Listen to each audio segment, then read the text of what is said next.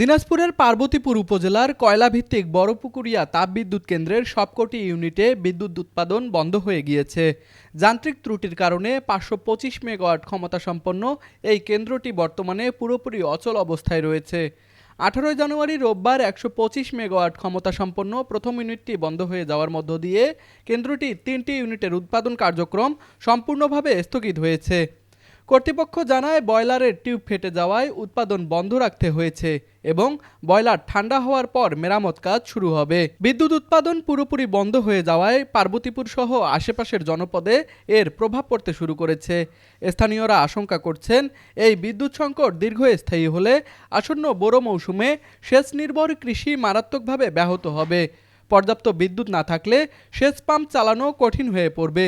ফলে বোরো ধান আবাদসহ সামগ্রিক কৃষি উৎপাদনে বড় ধরনের ক্ষতির আশঙ্কা দেখা দিয়েছে। এই বড় চাষ যদি আমি কারেন্টের অভাবে ঠিকমতো না করতে পারি, আমরা খাবো কি?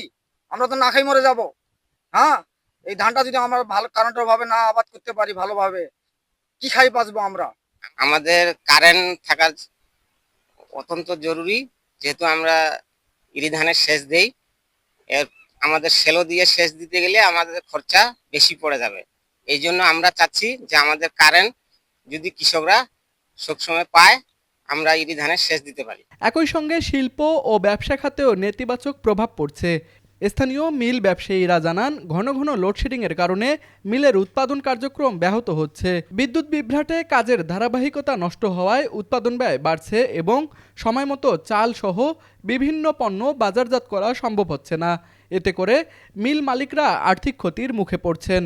এই অবস্থায় কৃষক ও ব্যবসায়ীরা দ্রুত বড়পুকুরিয়া তাপবিদ্যুৎ কেন্দ্রের ত্রুটিপূর্ণ ইউনিটগুলো মেরামত করে বিদ্যুৎ উৎপাদন পুনরায় চালুর দাবি জানিয়েছেন।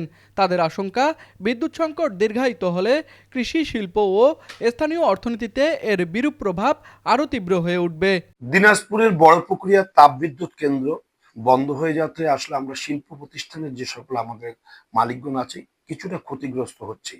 কারণ এখন ধানের প্রায় মৌসুম চলছে, অনেকগুলো রাইস মিল ক্ষতিগ্রস্ত হচ্ছে। পাশাপাশি যে উৎপাদন ব্যাহত হলে চালের যে বাজারজাতের যে অবস্থা সেখানে হয়তো ব্যাহত হতে পারে।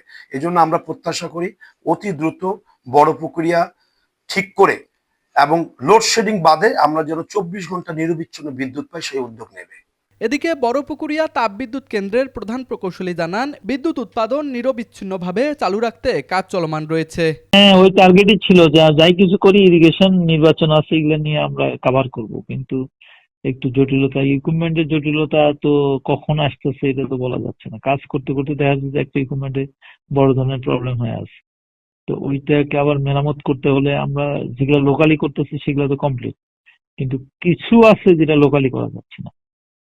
জোর করে করতে গেলে এই ইকুইপমেন্টটা নষ্ট হয়ে যেতে পারে, এরকম একটা সাসপেক্ট পাওয়া হচ্ছে আর কি।